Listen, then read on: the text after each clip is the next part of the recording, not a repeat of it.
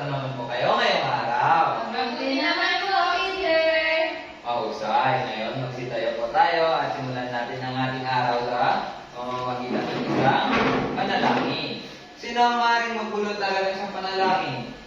Okay po. Dudukab.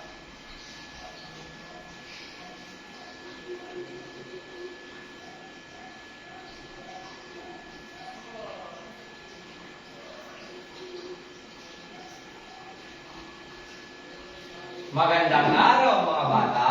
Magandang araw, teacher. Kamusta naman po kayo ngayong araw? Mabuti naman po, teacher. Mahusay.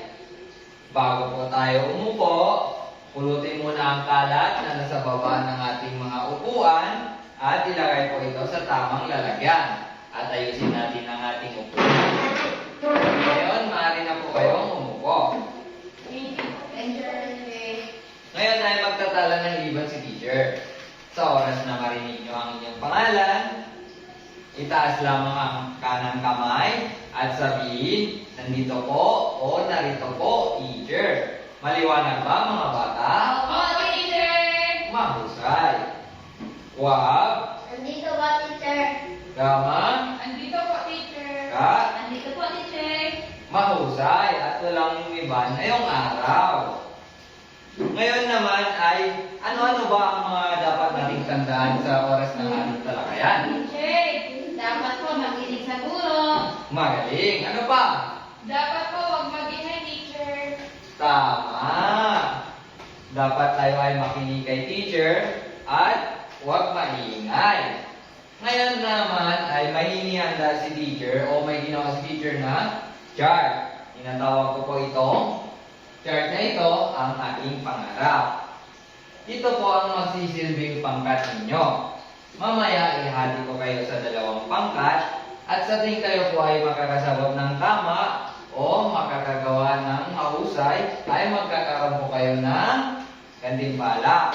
Maliwanag ba mga bata? Opo, teacher.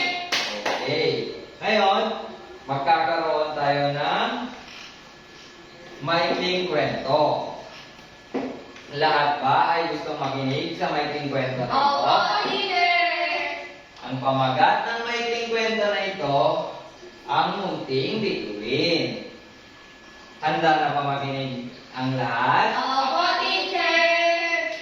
Ang munting bituin. Si Rina ay isang batang mahilig mag-drawing. Sa tuwing uwian, lagi siyang may dalang papel mula sa kanilang paaralan. At doon niya po ito binubuhit ang mga pangarap niya na maging pintor balang araw. Isang gabi, habang nakatingin siya sa mga bituin, tinanong siya ng nanay niya, Rina, ano ba talaga ang pangarap mo? Ngumiti siya at itunuro niya ang kanyang puso. Inay, gusto ko pong maging pintor para makagawa po ako ng mga larawan na makakapagpapasaya sa mga tao. Simula noon, araw-araw na niyang iniensayo ang pagguhit. Minsan nagkakamali, minsan marumi ang papel pero hindi siya tumigil. Alam niya ang kanyang gusto at buong puso niya itong pinagsisikapan. Magalipas ang ilang taon, sumali siya sa isang contest sa school. At hindi niya inaasahan, nanalo siya. Niyakap siya ng kanyang nanay at sinabing, anak, natutukoy mo ang iyong pangarap. Kaya unti-unti mo itong nakakamit. At doon napagtanto ni Rina, kapag alam mo ang pangarap mo at pinagsisikapan mo, ito kahit maliit na bituin kaya mong abutin. At doon po magtatapos ang maikling kwento. Ngayon naman ay pag-usapan natin kung ano-ano ba ang mga nangyari sa maikling kwento na binasa ni teacher. Sino ba ang bida sa kwento na ito? Si Rina po. Okay, mahusay. At sino naman at ano naman po ang pangarap ni Rina? Teacher, gusto niya po maging pintor. Magaling. At ano naman bakit naman gusto ni Rina makamit ang kanyang pangarap balang araw? Teacher, kasi po gusto niya masaya ang mga tao. Mahusay. Base sa maikling kwento na binasa ni teacher, ano kaya sa tingin nyo ang ating aralin sa araw na ito? Teacher, tungkol po sa pangarap. Magaling. Ang ating pagtatalakayan sa araw na ito ay natutukoy ang mga pangarap o ninanais. Ngayon ay magpapakita si teacher ng mga ilang larawan.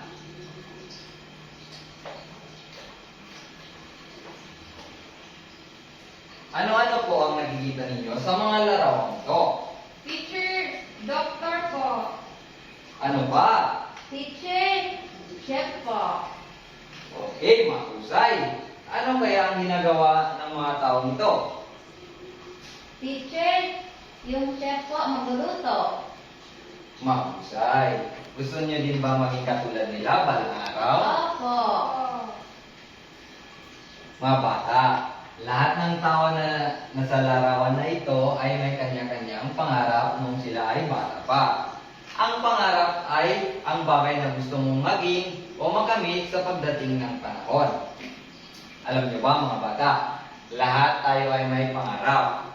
Maaring gusto mo maging guro, gusto mo maging pintor, o gusto mo maging pulis, o kahit anong bagay na gusto mong marating sa buhay. Ang pangarap po ay mahalaga dahil ito po ay nagpapakita na pinapahalagan natin ang ating sarili.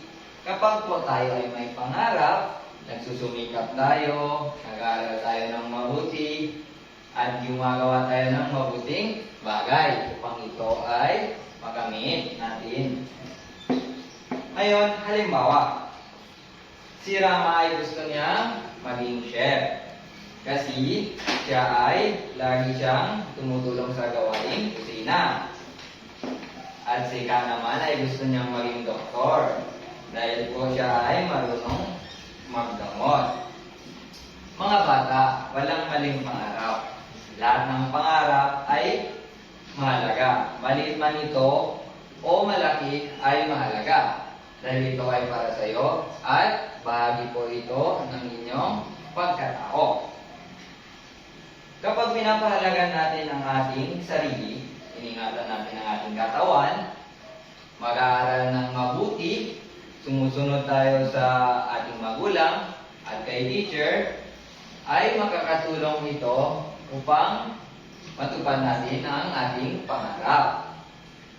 Naintindihan ba mga bata? Opo, teacher. Ngayon, kung talagang nakinig kayo at natuto kayo, mayroon lang ang katanungan si teacher. Ano ba ang ibig sabihin ng pangarap? Teacher, ang pangarap po, ito po yung pangarap natin sa buhay na hinihiling natin matupad sa kinabukasan natin.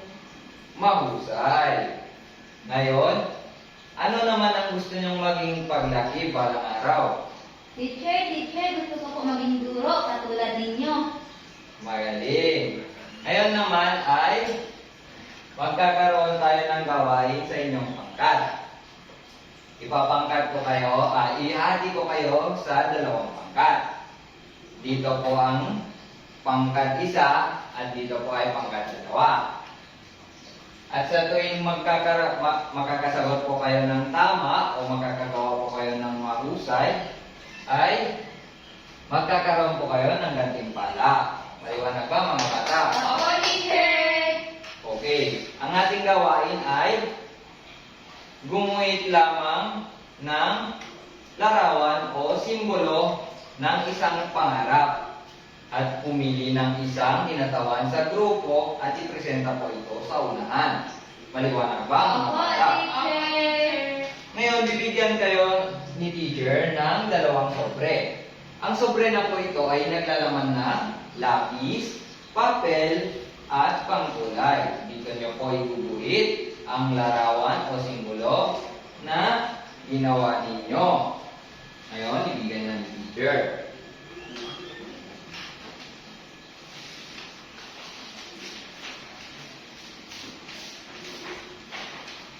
Tapos na ba, mga bata? Opo, teacher. Ngayon, tawagin muna ni teacher ang unang pangkat upang ipresenta dito sa harapan. Teacher, may ipakita ko Opo. sa'yo. Kasi hindi ako marunong mag-drawing, isulat ko lang. Okay lang po yan. Okay lang. Opo. Ito po ang aking pangarap na balang araw na maging isang guro o maging isang teacher dahil gusto ko po katulad ng ating guro. Mahusay, magaling. At ikaw ay nagmula sa? Pangkat isa po, teacher. Magaling. Ngayon naman, tawagin natin ang pangkat 2.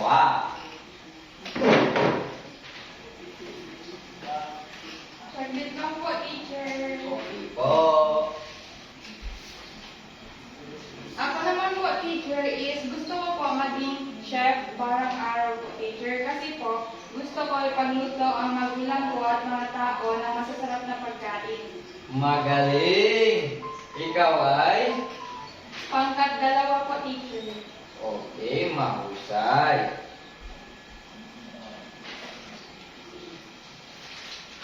Ngayon po ay magkakaroon po tayo ng pagtataya. May pagtataya po si teacher na inihanda dito.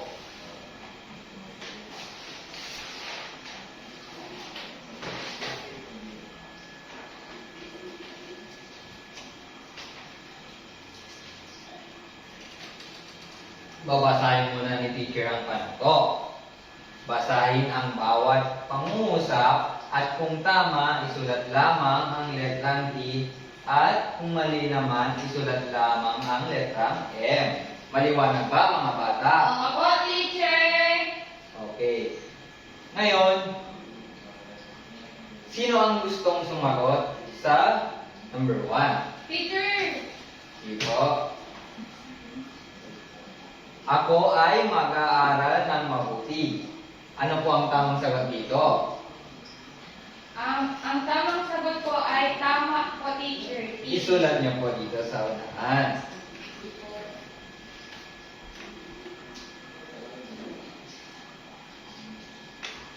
Magaling. Ako ay mag-aaral ng mabuti. Ito po ay tama.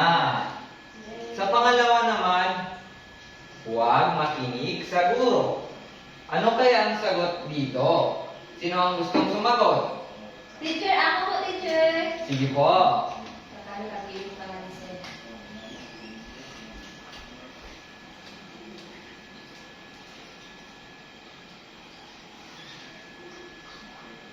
Magaling. Ang sagot ni Ka sa pangalawang tanong na ito ay mali.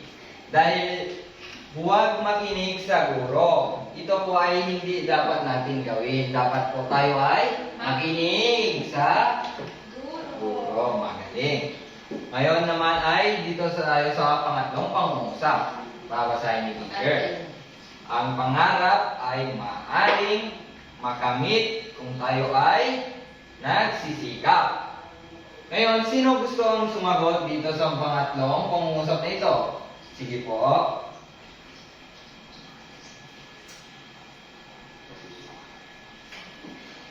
Ang sagot ni Abdul Wahab sa pangatlong pangungusap na ito ay letter T. Letrang T. Ang pangarap daw po ay maaaring makamit kapag tayo ay nagsisikap. Ang sagot ni Abdul Wahab ay tama. Ang pangarap dapat ay pinagsisikapan po ito para makamit natin balang araw. Ngayon, nandito naman tayo sa pang-apat na pangungusap. Basahin ulit ni teacher. Ang pangarap ay nangangailangan ng tiyaga at sipag. Yun lang po ang pangungusap dito. Ngayon, sino po ang gustong sumagot? Teacher, ako po. Sige po.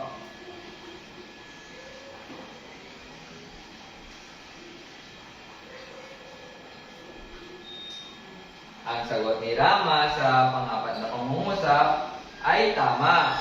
Dahil ang pangarap ay nangangailangan talaga po ito ng tiyaga at sipag. Kapag tayo po ay may masipag at tiyaga po tayo, ay natutupad natin po ang ating mga pangarap.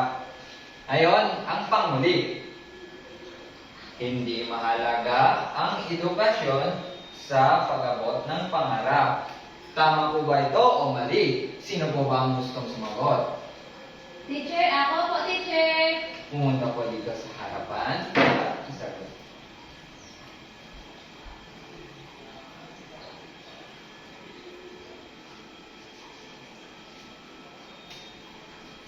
Ang sagot ni Ka sa huling pangungusap ay letrang M. Hindi mahalaga ang edukasyon sa pag-abot ng pangarap. Ngayon, tignan natin kung sino-sino ba, kung ano-ano ba ang mga tamang sagot dito. Dito po tayo sa unang pangungusap. Ako po ay mag-aaral ng mabuti. Ito po ay tama. Pangalawang pangungusap, huwag makinig sa guro. Sagot po dito ay mali. Dito naman tayo sa pangatlong pangungusap. Ang pangarap ay maaaring makamit kung tayo ay nagsisikap. Tama ba po ito o mali? Ito po ay tama. Ngayon, sa pang-apat na pangungusap, ang pangarap ay nangangailangan ng tiyaga at sipag. Ang tamang sagot po dito ay tama. Ngayon, dito naman po tayo sa panghuli. Hindi mahalaga ang edukasyon sa pag-abot. Ngayon po ay bilangin naman natin ang puntos ng pangalawang pangkat. 1, 2, 3, 4. Ang nanalo at ang nagwagi ay pangkat 2. Nag-enjoy po ba kayo sa ating Teacher, aralin? bakit po ganun? Di ko po alam. Siguro po siya ay sumasagot palagi. Magsitayo po ang lahat.